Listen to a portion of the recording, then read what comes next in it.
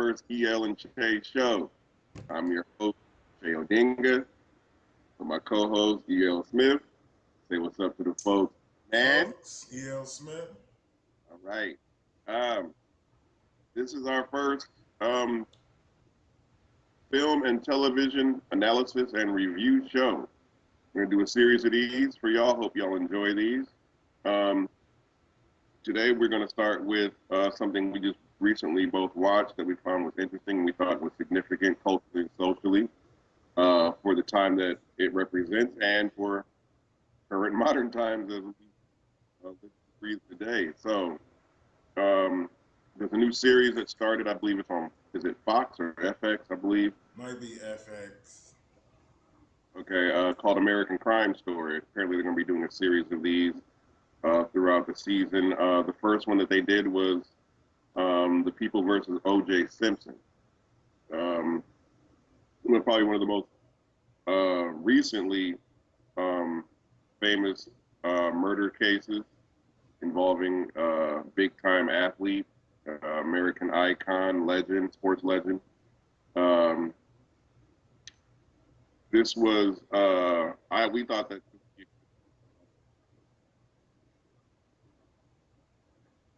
uh, it's a miniseries, 10-part miniseries that aired over a period of 10 days, hour drama. Um, First thing we want to talk about are the cultural and social significance of the show, um, and those particular issues that it addressed during that time and in the story, as well as we're going to talk about the technical aspect of the production. You know, kind of give you an overall uh, analysis and review of the quality of the production. So let's go. Let's get right to it. The first thing I noticed was the casting. I thought the casting was excellent. Probably one of the best casting jobs I've seen for a miniseries, a television miniseries. Um, Everyone looked just like their real life counterpart, down to the, especially people like Johnny Cochran and Christopher Darden. Christopher Darden was played by Sterling K. Brown, very talented actor, talented young man. Judge Ito was played by Kenneth Choi. Most of y'all probably don't know him, but I've seen him around. He did an excellent job with that character. Nathan Lane as F.D. Bailey. John Travolta as Robert Shapiro. Of course, Courtney B. Vance killed the Johnny Cochran role. Also, uh, that uh, it wasn't just the casting, but it was also the hair, makeup, and wardrobe that helped bring these characters to life. Good casting is one thing, but you need the hair and makeup and wardrobe to actually make them look like the real life counterparts. And so, a lot of credit for those departments in the production. Um, Especially when the characters the way they look was part of the story with Marsha Clark. right, right. Uh, Yeah, we can get into that about the whole. That was kind of a sideshow in the whole circus of the thing, her hair right. and all. That was great. Um, the the one thing I want to make note of is David Schwimmer. I've never been a David Schwimmer fan. I never watched Friends or anything that he's been in. Although there was one film he did long ago called Breast Man. It was about the two guys, the two plastic surgeons that created the breast augmentation procedure. That was, I think, he was pretty good in that. But ever since then, I've never really followed him or was impressed with his work. But however, I'm going to give him a whole lot of credit for his role as Robert Kardashian, one of OJ's best friends. The character arc was really, really good, and for me, it provided an insight into an aspect of from the inside of that circle of people that I didn't know, which we'll talk about. Um, so the casting was good. The casting was really good. I found that to be an important part of the production as far as making it believable. Because for most of us most of you who are going to watch this, who have watched it, will see that it's going to help take you back to that time, to relive those moments in current modern history. The directing, uh, there were three directors for 10 episodes. John Singleton directed one episode, and the other nine remaining episodes were directed by two of the directors. Uh, Anthony Hemingway and Ryan Murphy. Hemingway was the brother. He was worked with Red Tails and a couple other things, and the other guy is from American Horror Story. oh, Yeah, okay. Cool. I yeah, didn't know that. Those are some interesting choices. right, Because I think, well, for any miniseries or any series, you're going to have a list of directors that work on the series. Very rarely do you have one director doing an entire series. right, Uh, but this was an effort to give a different vision to each phase of the case as it unfolded that would reflect the current evolution of the case and mirror the changing optics of the public perception. So the the the directing was seamless. I mean, you probably can't tell who directed which episodes, just by watching them. That's mainly probably because that's intentional and because, it's just stylistically, you really got to know a director to know, uh, who's directing what in a series. Because there is a single vision for the series, so it's not something that's to be noticed.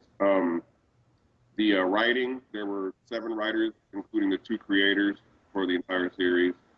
The two creators worked on, I think, all 10 episodes, while the other seven worked on probably on various aspects of each episode.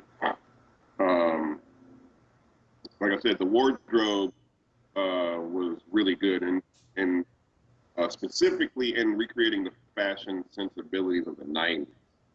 Um, the specific takes of Johnny Cochran, Robert De Niro, and Robert Kardashian were dead on. If you go back and watch the actual case, um, and then watch the show, you'll see that they duplicated those suits um, to a T. Uh, Grown professional man in the 90s. So that I thought that was pretty good. Um, the editing was pretty simplistic. There was no need for complex editing. Mostly the cuts were just straight cuts. There were a couple of cross dissolves and fades that were strategically used, necessary, but the editing was pretty straightforward. Um, but the one thing I really want to talk about, this probably interests you. Um, you'll have some insight about this because of your musical background, was the musical composition and the scoring. Uh, the non-diegetic auditory cues were very important um, because they amplified and highlighted the cultural and temporal significance of the case. Uh, there was during that time, we all know that there was a heavy racial and cultural divide in the optics of this case in the public, um, and this was highlighted by the musical cues. The white Bronco highway chase scene, when that scene started in the second episode, they kicked in with the Beastie Boys "Sabotage" mm-hmm. song for that scene, reflected the chaos and the turmoil, and just the amazement of what was unraveling before our eyes.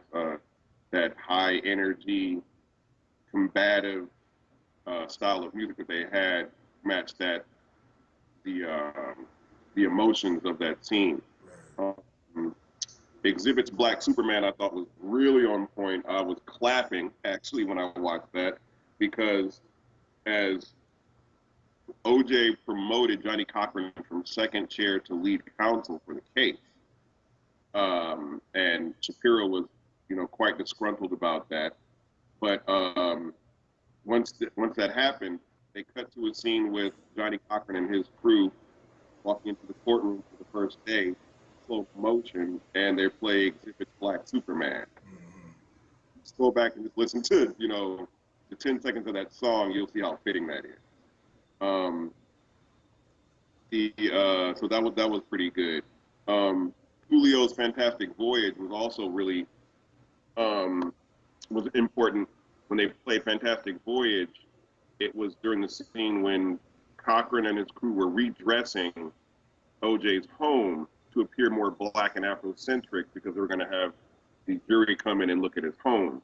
And there was this image problem that OJ was not completely aware of that he had, and that he seemed to be a little too anti anti-black, Mm-hmm. or that he abandoned his his culture in as his success grew over time. Right. So the redressing of his home and the fantastic voyage playing during that scene, it kind of makes sense. Um, then there was also a scene where the jury was staged some sort of revolt against their what they saw as their living situations becoming quite dire. Um, But when they put on the all black, yeah, yeah, they all dressed in black came into the courtroom and kind of refused to participate to let the judge know we got something you need to help us with before we continue with this case. right, As, that was also in slow motion, and during that time they played Public Enemy's "Fight the Power." right, Uh, Perfect song. They're fighting against this authority that's sort of taken over their lives for the time being. The case. Now that in itself um, is important, but what makes it really important is how you take this music and juxtaposed it to the music that they played when there were important turn uh, when there were important turning points in the plot for Marcia Clark, and this refers to her when her looks and her aesthetics that people were criticizing. So when she decides to cut her hair for the first time, they play Seal's "Kiss from a Rose," and when she is criticized for her new haircut, um, they play Portishead's "Sour Times" as Marcia Clark. And during the scene, she walks into a grocery store and she sees the plethora of magazines and newspapers on the news rack with the headlines criticizing her new hairdo, calling it, a travesty and, what have you. So when you look at it, you have when the black characters are involved in these plot points, these turning points in the story, they use black artists, black hip hop artists, right. to highlight that scene. Then they use for Marcia Clark, they use more pop top 40 music. So why don't you talk a little bit about how you what you saw as far as the effects and the significance of that? Well, right. That's that captured. That was just part to tell that story, setting up, of telling this story in its entirety, but kind of, these two parallel, walks up to the trial between the Johnny Cochran and between uh, Marcia Clark, as well as between the divide of blacks, viewing it and how they felt about the case, as well as whites viewing it about the case. So the music was, a nice way of telling that story, leading up to that, kind of showing this divide. So I know we're going to get a little bit deeper into, this automatic divide that seemed to happen immediately. As soon as we got wind of the whole thing, it's like, okay, OJ's guilty, okay, OJ's innocent, So it's significant in telling this story of these two collective ways of seeing things using the music. Plus, I mean, the divide, if you know anything about that time, hip hop, in the early 90s was kind of at the height of this consciousness, uh, greater awareness, talking about issues where you would just, Public Enemy, uh, doing a lot of big things. You had KRS-One was just off of being really popular, and it was just kind of a hip hop explosion. So that was, just a real nice way of cueing that in and kind of catching you consciously and subconsciously on the mentality coming into the case. Yeah, that's a good point. It's the music was definitely used to show the diametric opposition in culture, and they use that through music to help tell the story. So yeah, that was really interesting, and we'll get a little bit more into that as we get into the cultural and social aspect. Right. Uh, um, Cinematography. I noticed some things with cinematography. It was a very calculated shot selection, although simplistic at times because it was necessary. But it was pretty much your standard shot selection. You had your standard two shots, and your over the shoulders, reverse shots, tracking shots. Your pans and tilts, zooms, close up, super close up, wide. Um, I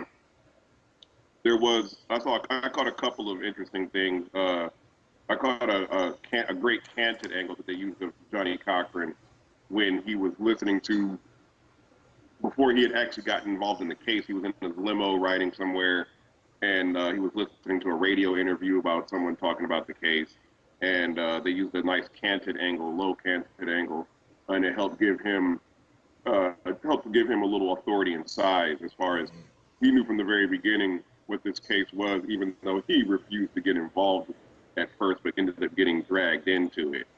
So they did use cinematography to help tell the story a little bit.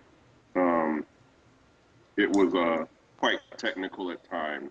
Again, something you probably wouldn't notice unless you really know anything about cinematography. Um, but it's in there, and it helps tell the story. I Um, caught a few, circular yeah, shots. yeah. Yeah. Uh, that I think there was the one I caught, the one I remember that comes to mind was when Marcia Clark first cut her hair, and I believe there were three lawyers and some reporters, something like that, talking in the hallway outside the courtroom, and the camera was doing a 360 as they're having this conversation right before she walks up. There was also, anytime there was a group of lawyers talking in a room, there tended to be a 360, because that's, and again, that's helped telling the story that, you know, everyone's looking at this case from multiple perspectives Right. out of necessity, just because you got to listen to what other people are saying.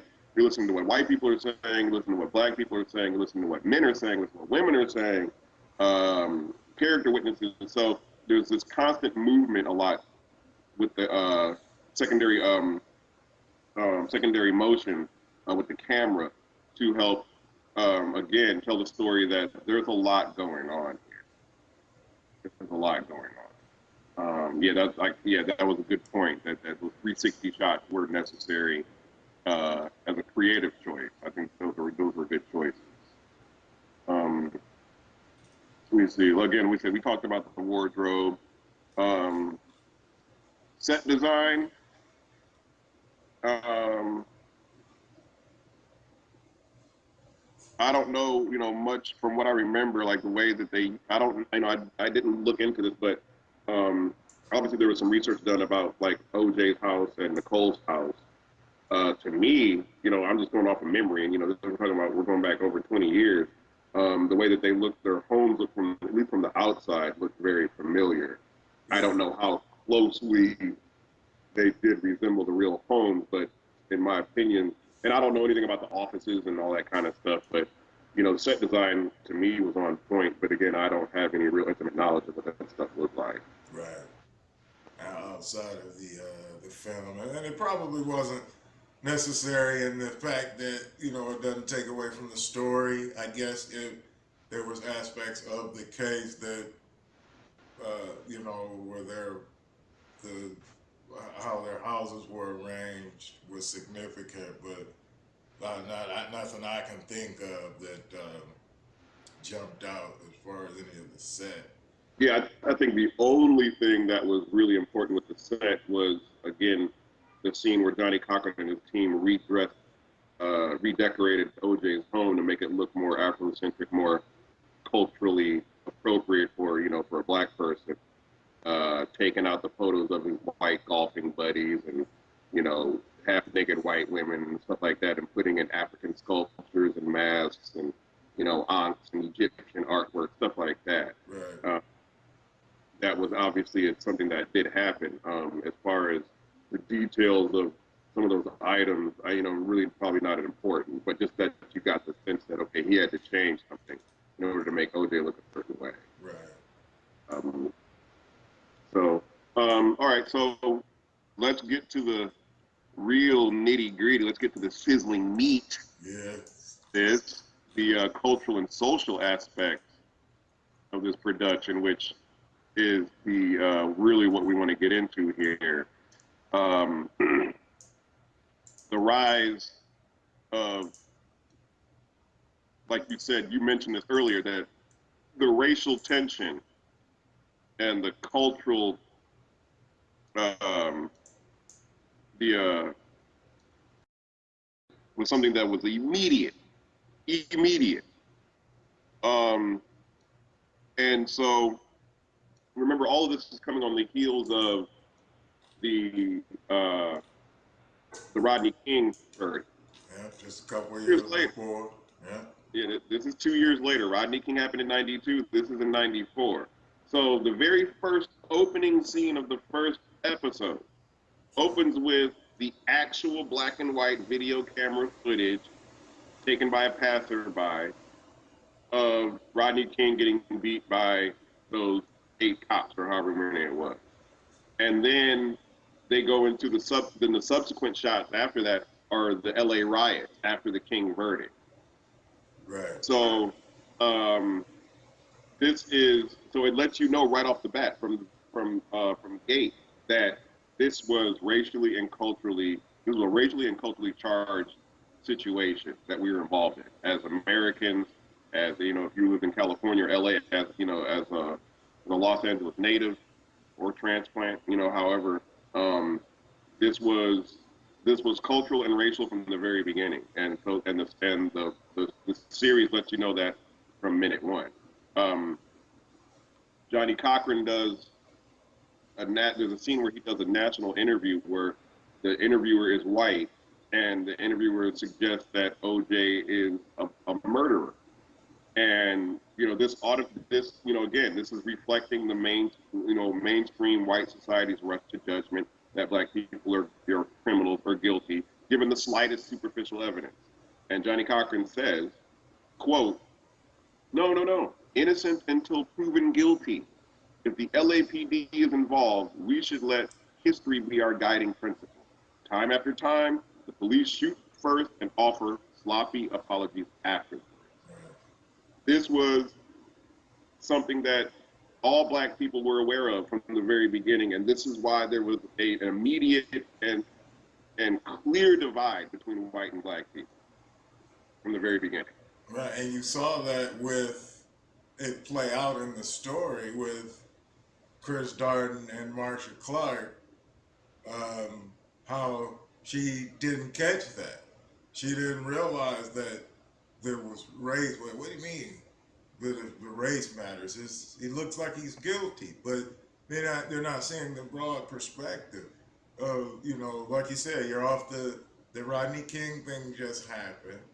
A bunch of other stuff was in the news that dealt with race, with the Denny's, with they settled for $50 million with service to blacks. It's a whole bunch of churches getting burned around that time. So it's kind of showing you it really wasn't much different than the '60s. So leading up to that point, now I guess you have Marsha Clark and a lot of these people who have disconnected from that and think, oh, well, yeah, no, that's over with. This is all good now. Like he did it.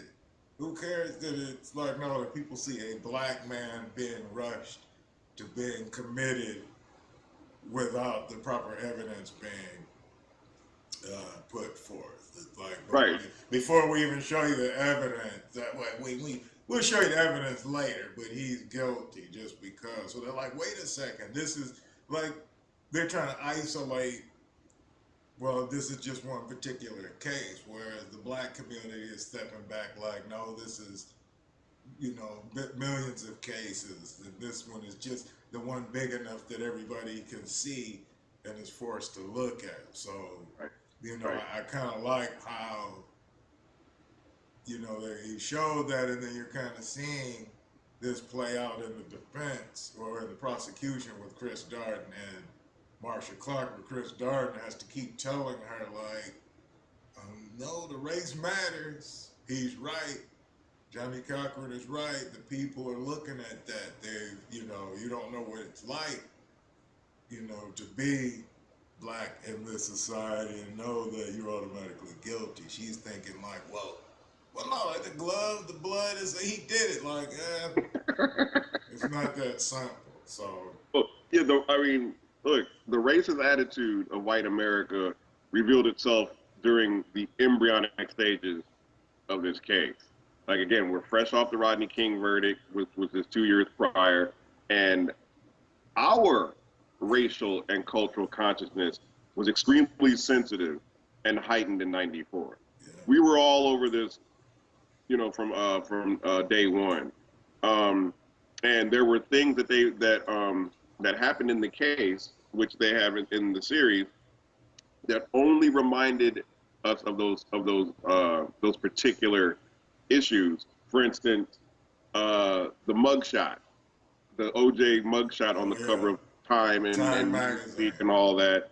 And this was a very big flashpoint in the public perception about the case, because what they did was the magazine editors and the layout designers decided to use, they wanted to go with a chiaroscuro lighting effect.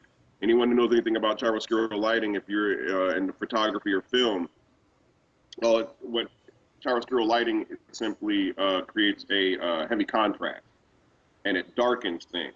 So his skin was darkened purposely, and they, because quote unquote, the layout designer and the editors were saying they wanted to make him look trapped, haunted, and look like a fallen icon. But the deeper intent, the more harmful, um, the more harmful intent was to suggest that darker skinned blacks had a predilection to committing violent crime. That the darker you were, the more violent you were, the more criminal mentality that you possess. And that's why when the magazine covers came out, black people were like, "Oh, Yeah, wow, okay, you think you some good nigga." yeah, Like that's what we saw. Like it might as well. It should have said OJ. It should have said nigga. Is what yeah, it should have said. right. That was So it was stuff like that that kept happening, that just made us all, as a unit, as a collective, that just made black people just get behind OJ that much more. Right. And I think collectively we're a little bit more aware of the social programming that goes on. So we'll pick up on stuff like that because this is just a long line of all kind of other images and programming that goes into all the way back from well before when even Malcolm X said that, um, if you pay attention to how the black male and female, but in this specifically the black male is portrayed to have the world, specifically America, scared of them, so that when they are treated as less than human, everyone feels okay about it and justified because look at the scary dude on the big strong football menacing dark football player that we need to be afraid of. So that's what's going on here. And then you got, and the reason why it's so important, even though this is 20 years, but 20 years ago, because the thing is still playing itself out with Mike Brown and Eric Garner and all that stuff, where automatically, even with what's her name, Sandra Bland or Brand or whatever her last name is, but that they um, will justify. They feel justified that these people were murdered because we're scared of them. So it just is an extenuation of the same programming that people automatically thought OJ was guilty. The same way Look, they automatically thought Mike Brown just he was justified in being killed, or Eric Garner is justified in being killed. look, all of most of OJ's friends at the time were white. Yeah, Um, Marsha Clark even said at one point, if OJ is to be tried by a jury of his peers, then he should be then the jury should be made up of a bunch of middle-aged, white men who play golf and have country club memberships, which was true. That because that was the culture that he was a part of. Um, the all of Nicole's friends had already convicted OJ of being guilty at Right. the very beginning, but to give them a pass, they did have intimate knowledge about their relationship that the public didn't have at the time. They ended up finding out, at least the prosecutors, when they pulled the phone records, they found out that over a period of I don't know how long, but a total of 8 calls to a domestic disturbance to Nicole's house had been made involving her and OJ. Grown professional man in the 90s. So that I thought that was pretty good. Um, the editing was pretty simplistic. There was no need for complex editing. Mostly the cuts were just straight cuts. There were a couple of cross dissolves and fades that were strategically used, necessary, but the editing was pretty straightforward. Um, but the one thing I really want to talk about, this probably interests you. Um, you'll have some insight about this because of your musical background, was the musical composition and the scoring. Uh, the non-diegetic auditory cues were very important um, because they amplified and highlighted the cultural and temporal significance of the case.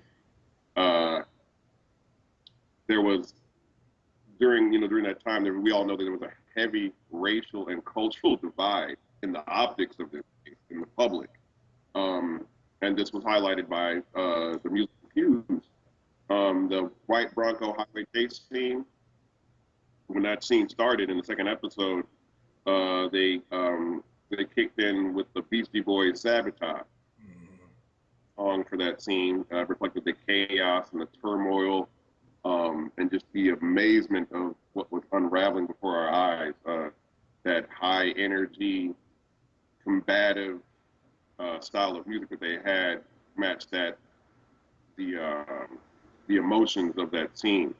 Um, Exhibit's Black Superman, I thought was really on point. I was clapping actually when I watched that because as OJ promoted Johnny Cochran from second chair to lead counsel for the case, and Shapiro was, quite disgruntled about that.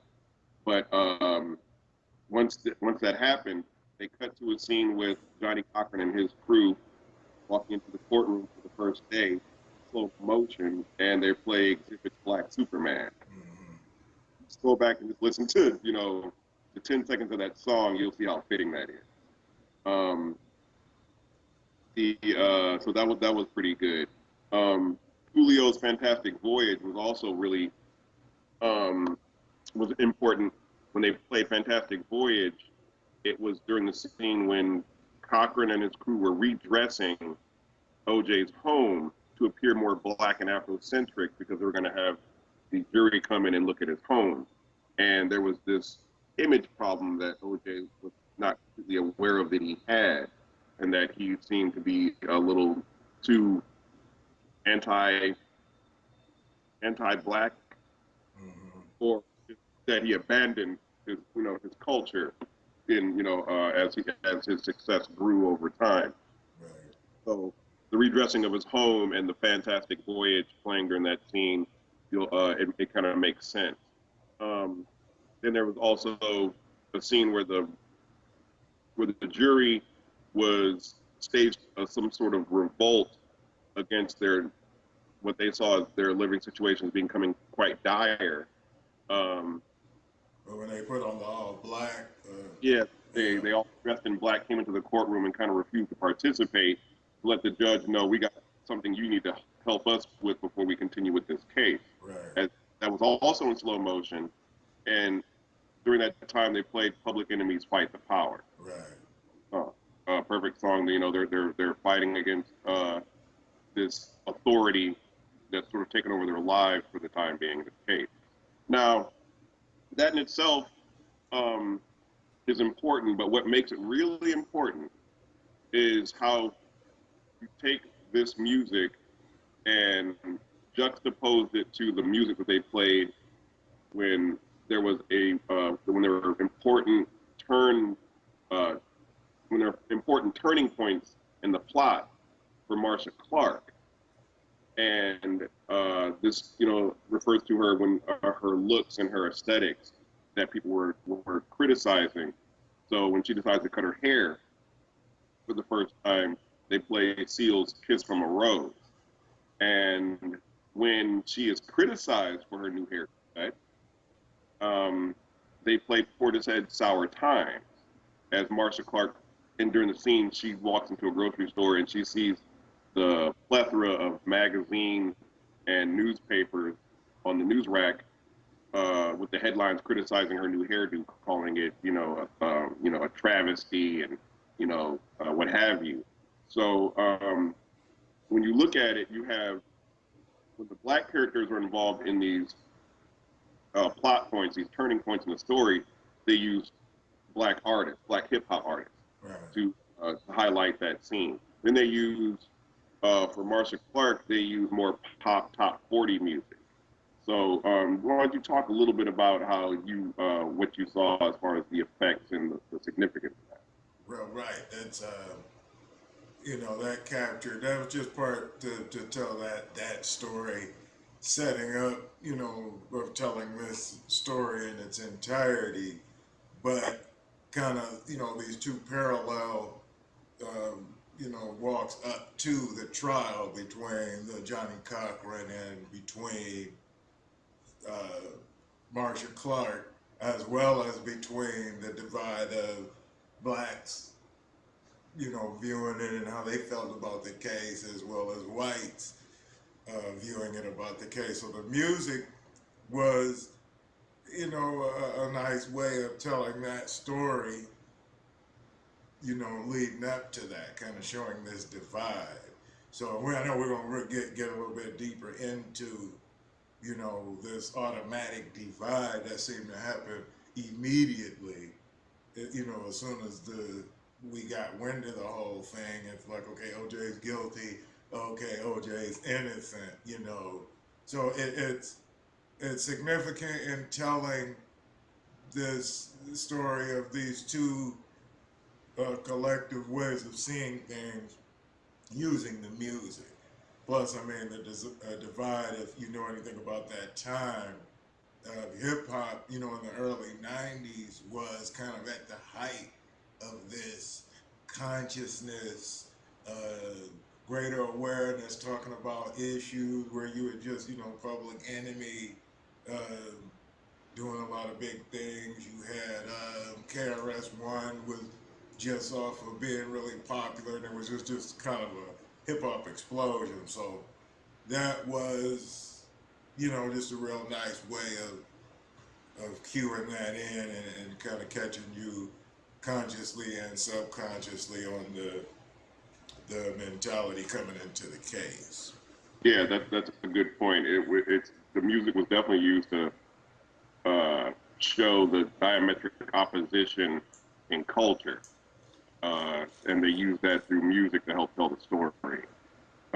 So yeah, that was really interesting, and we'll get a little bit more into that as we get into the cultural and social aspect. Right. Uh, um, Cinematography. I noticed some things with cinematography. It was a very calculated shot selection, although simplistic at times because it was necessary. But it was pretty much your standard shot selection. You had your standard two shots, and your over the shoulders, reverse shots, tracking shots. Your pans and tilt zooms, close up, super close up, wide. Um, I caught a couple of interesting things. I caught a great canted angle that they used of Johnny Cochran when he was listening to before he had actually gotten involved in the case. He was in his limo riding somewhere, and he was listening to a radio interview about someone talking about the case, and they used a nice canted angle, low canted angle, and it helped give him a little authority and size as far as he knew from the very beginning what this case was, even though he refused to get involved at first, but ended up getting dragged into it.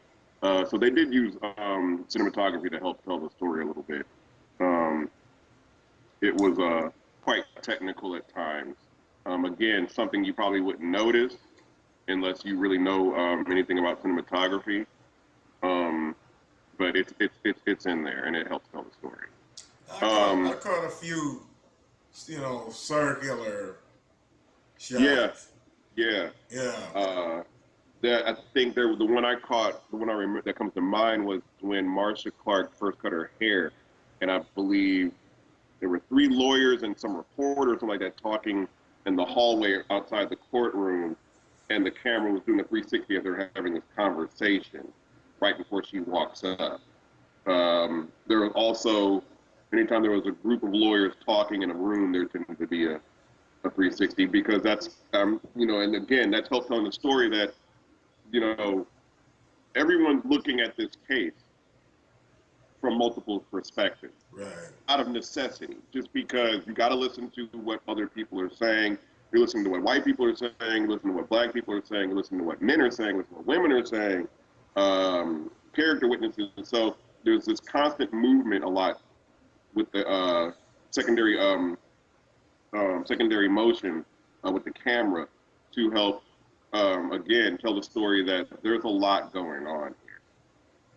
There's a lot going on. That was a good point. That those 360 shots were necessary as a creative choice. I think those were good choices. Um, let me see. Again, we talked about the wardrobe, um, set design. Um, I don't know, much from what I remember, like the way that they. I don't, I didn't look into this, but um, obviously there was some research done about like OJ's house and Nicole's house. To me, I'm just going off of memory, and we're going back over 20 years. The way that they look, their homes look from at least from the outside looked very familiar. I Yeah. don't know how closely they did resemble the real homes, but in my opinion, and I don't know anything about the offices and all that kind of stuff, but the set design to me was on point. But again, I don't have any real intimate knowledge of what that stuff looked like. Right. Outside of the film, and it probably wasn't necessary in the fact that it doesn't take away from the story. I guess if there was aspects of the case that where the how their houses were arranged was significant, but nothing I can think of that jumped out as far as any of the set. Yeah, I think the only thing that was really important with the set was again the scene where Johnny Cochran and his team redecorated OJ's home to make it look more Afrocentric, more culturally appropriate for a black person. Taking out the photos of his white golfing buddies and half naked white women and stuff like that, and putting in African sculptures and masks and aunts and Egyptian artwork, stuff like that. Right. That was obviously it's something that did happen. As far as the details of some of those items, really probably not important, but just that you got the sense that okay, he had to change something in order to make OJ look a certain way. Right. Um, so, all right, so let's get to the real nitty gritty. Let's get to the sizzling meat. Yeah. This the cultural and social aspect of this production, which is the really what we want to get into here. Um, the rise of, like you said, you mentioned this earlier, that the racial tension and the cultural, um, the earlier, this was still fresh in our minds. LA was still recovering from that. Right. Uh, then OJ probably would have been convicted. Yeah, He because this probably is would have been still convicted. fresh. They're kind of like, you know, y'all been beating people down and killing people, and we know who did it, and still you're walking away. So that's what I said. It was kind of a, this wasn't justice coming specifically, for OJ and OJ, Nicole, and Ron, this was the Rodney King thing. This was, Right. we're rooting for OJ to get off because we don't feel the proper justice for Rodney King and for all the other situations that's gone down, over the centuries and decades, and you keep in mind when you really think about it. I mean, the whole civil rights thing wasn't even 30 years old at that point. I Right. mean, Martin Luther King, it's been 25 years since he was shot, and Malcolm Malcolm X and X and all of that stuff. So it's kind of JFK. like this hasn't nothing has changed, and that's where everybody's like, nope, nope, he didn't Look, do it. Like, oh, this is but why it don't look good. He's running around. Stuff well, don't look right. He got the Malcolm Jamal Warner in the Bronco. He's got look, this is why Chris Darden. This is why Chris Darden was so important. This is why he was such a pivotal character in the whole thing, because Marcia Clark was completely oblivious and naive to the black perspective and consciousness, and couldn't grasp the black community's unwavering and unrelenting support of OJ. And Chris Darden had to constantly remind her throughout the case, black people believe that OJ is innocent, because from an emotional point of view, an historical emotional point of view. And her lack of awareness was reflective of mainstream white society's right, dismissive attitude towards towards black culture and black people. The focus groups that they had to measure, to sort of show Marsha where they stood in this. They had these focus groups. They showed some tapes of Marsha in court and performing and all that kind of stuff, and they wanted to get people's opinion. 50% of the focus group was black, 50% was white. 100 when they asked people um, who thought OJ was guilty, all the white people raised their hand. When they said who they thought OJ was innocent, 100% of the black people raised their hand. And Marsha was blown by this revelation. I mean, she was totally shocked by this. And even though Darden had told her months before that this is what it was, and she couldn't get it, she felt that she had enough experience working with black women. She had tried battery cases and rape cases, and helped some black women, and she felt that she had a finger she had her finger on the pulse of black women. She felt that she said, I get along with black women, they like me. But she was completely deluded because when she found out in the focus groups that nobody liked her. And even though she was like, well, these black women still write me letters and thanking me and blah blah blah, and they're like, well, that's a great side note, but that's not reality right now. Right now, black people see you as a white woman attacking a black man. That's all they see. right. And the multiple or the several or handful of black women you've helped in the past has no weight here. This has no bearing. Um, the even white people didn't like Marsha Clark that much. The common word used to describe her in those focus groups was bitch. Right. So that's where the whole softening her image came in, changing her clothes, changing her hair, and that whole thing became a circus. And the reason that became a side circus to the main circus was because everyone understood the optics. That she, not only was she a white woman, but she was a deluded, naive, sheltered white woman who was completely oblivious to cultural sensibilities in Black America. And through her minor experience with Black women, she felt she knew what was going on, and she didn't. Um, Yeah, those were specific. She was, taking specific instances, which we talked about how, how someone will say, I don't like a group of people, but yet, they'll like them specifically in individual cases. So here she has these positive relationships on a one-on-one basis, but she's now looking at the collective, like you said, the collective mentality that was mhm. going on that was much bigger than those individual cases. Well, Right. yeah, you helped me out, but in this case, like you said, all they see is a white woman trying to throw a black man in jail.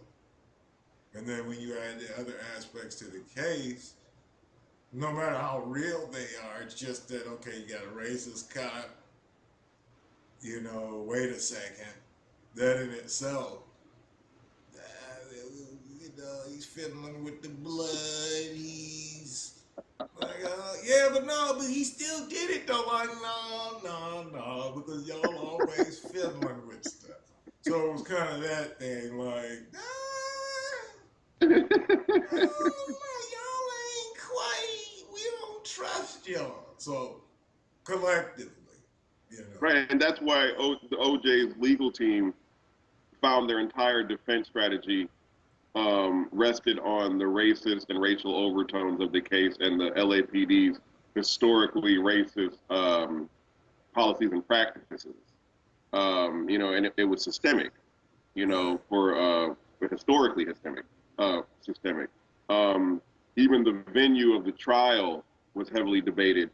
It needed to be in the downtown LA area so that they had a good chance of getting uh, a group of people who were more conscious and aware of the racial implications that were at play in the case, which is why Johnny Cochran was needed. That was Kardashian's, I think, suggestion to Shapiro or the other way around, but they knew that they needed Johnny Cochran, uh, and the thought was that they needed someone who was sharp and charismatic to communicate effectively to the racial demographic that was going to comprise the jury. OJ was against it because OJ was, in a lot of ways, he was delusional himself. He kept saying, "I'm not black, I'm OJ," and Johnny Cochran needed to come in and wake him up. That you need to reinvent your image and you need to re-ingratiate yourself with the black community that you have left behind. If you do not, they will not support you. And the racial um, aspects of this case will not be as strong as we need them to be in order to defend you.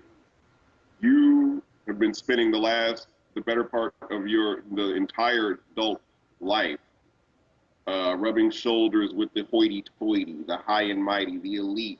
And these are the very same people who have now decided to kick you out of their club. And you can't stand out here alone. You need the black people on your side, which means you have to Africanize your image, to blacken up your image. Look what they're doing to you. They're making you dark on Time Magazine. Uh, Marsha Clark thinks that is telling people that your jury of your peers are middle middle aged white country club golfers. Like you can't have this. These are the very people that are demonizing you right now. So even OJ was possessed a lot of Marsha Clark's uh, delusional naivete in who he was. That was an important lesson for him because who supported OJ ever since then? Right. Black people. White people completely abandoned him, and this was an important lesson for famous, iconic black men going into the future into 2016. Uh, we've seen what's happened to subsequent famous black men since then. They're always getting like once they put you on that pedestal, you cannot buy into that Superman status that they give you because the first thing they're going to do is snatch it right from under you the second you make a mistake. Yeah. Yeah, you've become an an image that they've created. Like we talk about this all the time. They created this perfect person that they can Right, idolize. Okay, yeah, they're different. And as soon as you show that you're just a regular person, under the bus you go. right, So, right, like you said, they have to keep that in mind that you're not above any of this. In fact, they're gonna go at you harder than they would someone else because you're gonna have to be an example that no, no, no, no, no. We'll give you all this, but you need to stay within the parameters of what we're comfortable with. Now, I'm not saying that this is murder case, so this is different. And if he did it, you know, you see the way life is played out for him. I mean, he ends up losing anyway. So, but like you said, it's a deeper um, lesson going on here, and you know, so that's you know what we wanted to touch on, and why we thought that this was something good to talk about, because it's not just a mini series that came on. It's not just a case. It's something that happened that continues to be an issue. You know, so that definitely some interesting perspective on.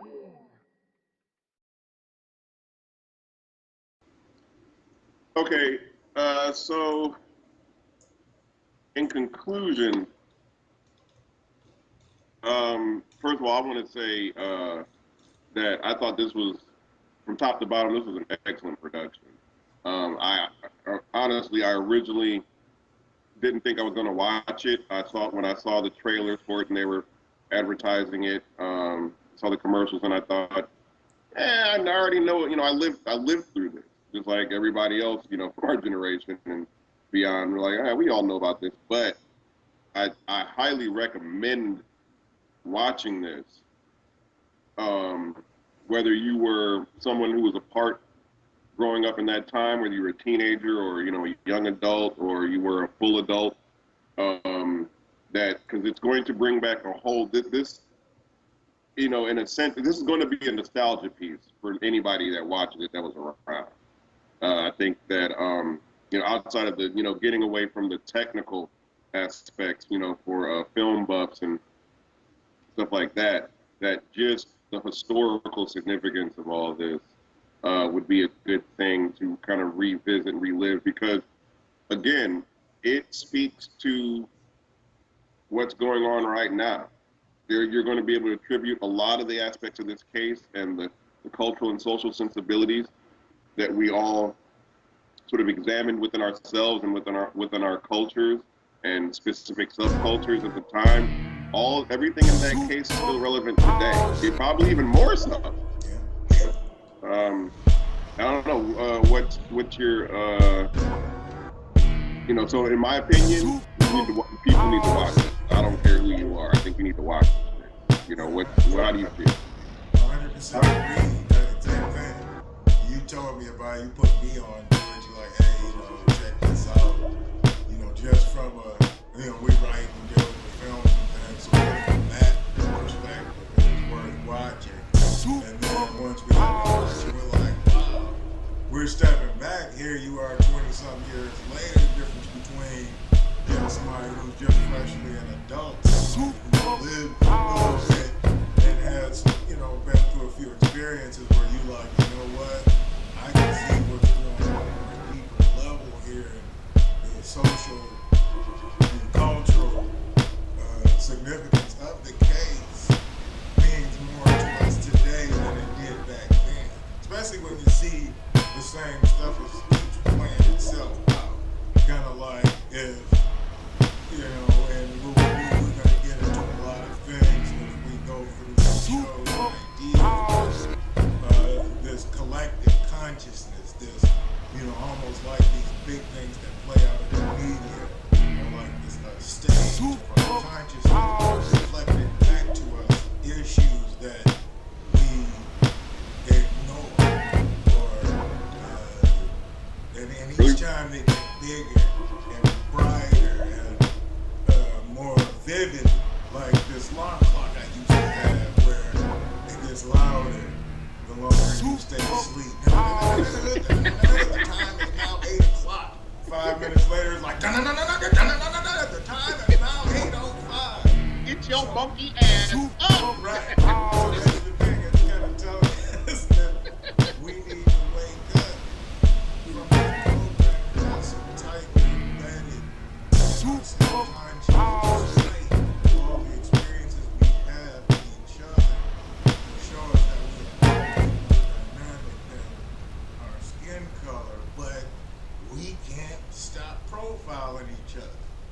And Right. to this day, to the point where now they're shooting down kids and justifying it like, yeah, well, he had something on him, he looked scary, and this is so. Now they profile each other, justify reactions. Then there's no real justice in the justice system. You know, you can say unarmed people getting murdered, justified behind fear that has a history of violence and hate or violent hate. And so Right. these stuff keeps playing itself out. And so I think that was the significance of why they can re-air this show and show you this racial divide that still exists today. How many times are you on Facebook and you see when Sandra Bland was killed, where people, oh, well, she had a little less mouth, she would still be alive, or he was out there selling cigarettes, but you gonna choke the man to death over something like that, or the Right. Mike Brown, he steals a couple of blunts or something, and he was intimidating, so we can justify killing these people. So this is still playing itself out, and that's why. And now it's just getting bolder and louder and more. You know Well, the like you said, this is the OJ happened. The OJ thing happened 2 years after the the Rodney King trial. yeah The Rodney King trial. When you look at these events, the Rodney King trial, like you said, was only what the 30 years removed from the civil rights yeah movement. not even. I mean barely. What 25?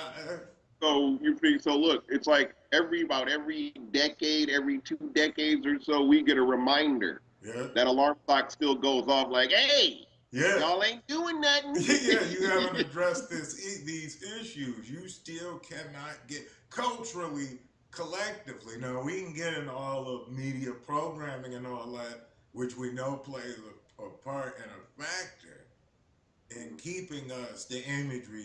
When you Google certain things, forget who put it, but you Google certain things, and the certain images will come up in the television and the music, and just like a lot of people have brought it up, we've talked about it, but specifically Michael Eric Dyson recently mentioned that we feed into this imagery too, or have Yeah, over the years, especially back then in the early 90s, the whole thug thing feeds the fear. I'm scared of y'all, and then we're parading around like, yeah, I'm saying I will shoot you and kill you. Although we know better culturally because we understand the culture. I can cut on, some hip hop and listen to some different artists and can understand the cultural difference between someone expressing a mentality or metaphorically speaking, as opposed to this being their real life persona. But when we're projecting ourselves to each other, we've been living together all this time and we still don't understand each other enough to not profile each other. And of course, specifically, with it being blacks with, everything, the media and big business and everything being owned by whites. So of course they're in a position to control that imagery, which ends up playing out in people's mentalities and perspectives, making it easy to accept certain right. treatment towards groups of people. So until we address and really honest with ourselves and not try to act like, race is not an issue because, I got a couple of white friends or I've got a couple of black friends, these are individual one-on-one cases, and like everyone always says, the person one-on-one, you can relate to most people. It's that Right. group collective that ends up rearing itself when these things come about. So you have friends on Facebook unfriending each other because somebody thinks it's okay that Tamir Rice got killed, or vice versa, or you got cops that are justifying everything the cops do, and so forth and so on. So like you said, every decade, couple of decades, we get these strong reminders that there's things we aren't addressing as a collective group of people living on this planet. So, I'm excited about moving forward.